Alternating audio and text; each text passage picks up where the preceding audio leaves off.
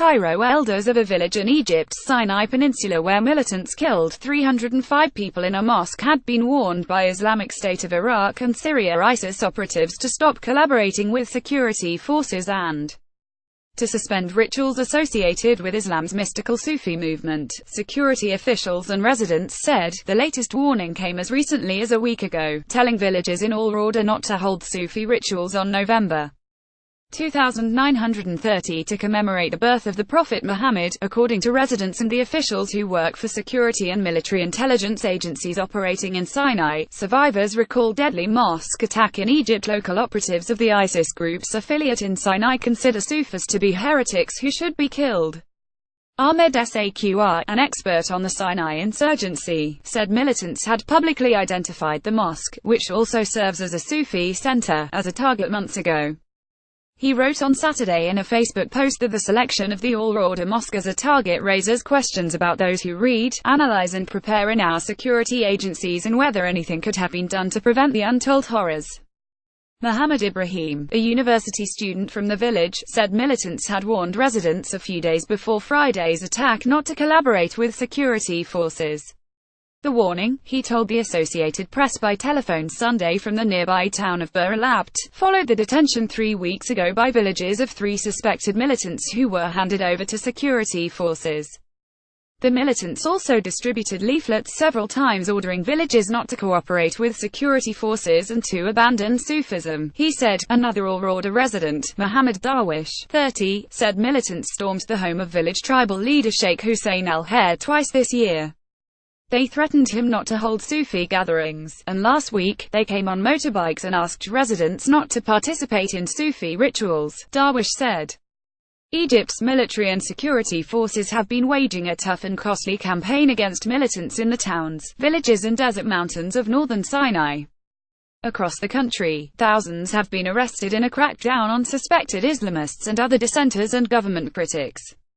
In the past year, militants have bombed churches in the capital of Cairo and other cities, killing dozens of Christians.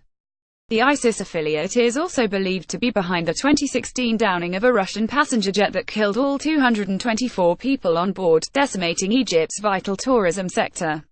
The bloodshed at the AlRawdah Mosque was the first major, militant attack on a Muslim congregation, and it eclipsed violence in the country dating back to an Islamic militant insurgency in the 1990s.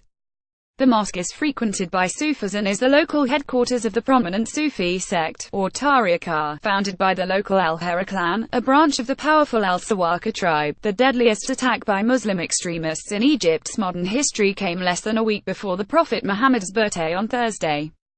Celebrations climax on Wednesday and Thursday, when millions of the Sufi movement's followers are expected to gather for rituals in mosques, shrines and squares across much of this majority Muslim country.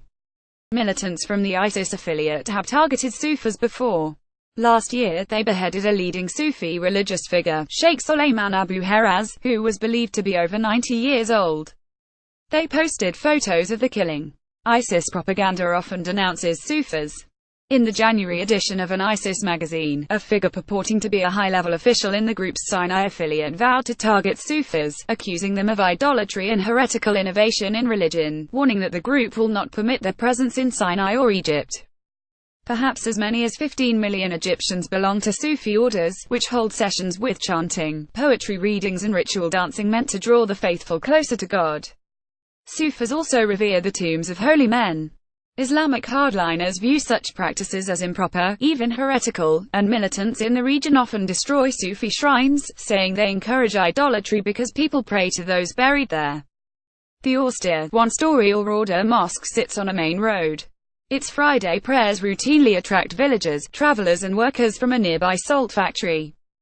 About 500 men and boys were thought to have been in the mosque and an adjacent plaza at the time of the attack. According to official figures, 305 people, including 27 children, were killed, with 128 wounded. Security officials say ISIS militants infiltrated the area of Bir al-Abd and AlRawdah several months ago, opening a new front in the mostly desert region away from the main theater of operations in El Arish and the towns of Rafah and Sheikh Zuwail to the east. They have since waged deadly attacks on police and military forces, although the region has yet to attract the kind of heavy security seen elsewhere in the trouble spots of northern Sinai, according to the officials, who spoke on condition of anonymity because they were not authorized to talk to the media. The expansion of the militants to Bir al-Abd shows that they can go anywhere, said Hassan Khalaf, a tribal leader in the Suez Canal city of Ismailia, where some of the wounded from Friday's attack were taken. There are security flaws. We need to wage an all-out offensive to crush them.